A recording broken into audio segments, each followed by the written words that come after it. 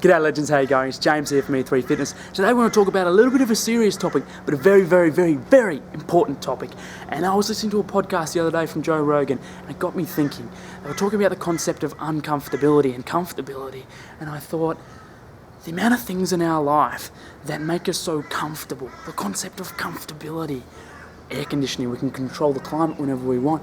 We don't need to go hunt and gather the stresses of going to hunt and gather our food. Just go down to Coles. Better yet, we get on the computer, we type in a password, we punch in our credit card, the credit card that is already imprinted on our computer, so we don't need to punch in the numbers. It's also quick, it's also effective, it's also comfortable. We have shoes on our feet, the heel support, everything. It's all designed for our comfort. And sure, that is perfect. That's awesome. That's excellent. It's a product of human evolution. That's what we're for.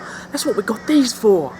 But it gets to a point where people are so accustomed to this comfortability that when they are faced with a challenge, when they are faced with an opportunity to get out of their comfort zone, to be uncomfortable, not for any bad reasons, but for good reasons, they shy away.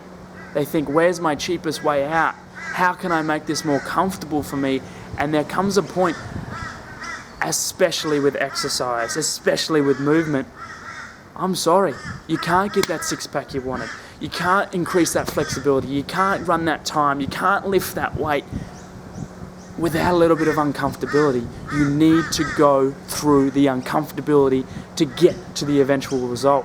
We're so accustomed that we need comfort. We need it, we need it, we need it. And we get pushed into this uncomfortability when we start exercising, when we start going for a run and we're huffing and puffing, and then I'll just stop. I'll just go for a walk. I'll say it's a walk. I'll do a walk jog, and then I'll go home and I'll lay down and I'll put my aircon on, etc. I'm not saying forget all this beautiful human evolution, the aircon, all that sort of stuff. What I'm saying is 30 minutes a day, 45 minutes a day, an hour a day. Embrace uncomfortability. Embrace it, because it doesn't only make you better for the next 23 hours. If we are doing that on a regular basis, if we are taking the 30, 45, 60 minutes a day and we are choosing to be uncomfortable on a regular basis, it's not only going to make us better humans for that day.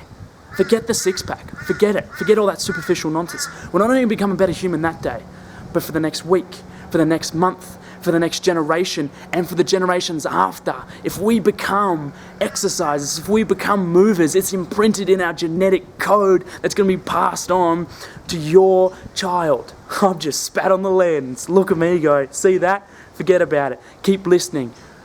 We need to be uncomfortable for 30, 45, 60 minutes a day. And in E3 Fitness, E3 Excite, you're going to be too focused on things like the beautiful nature outside, the challenging movements, the awesome atmosphere that we bring in.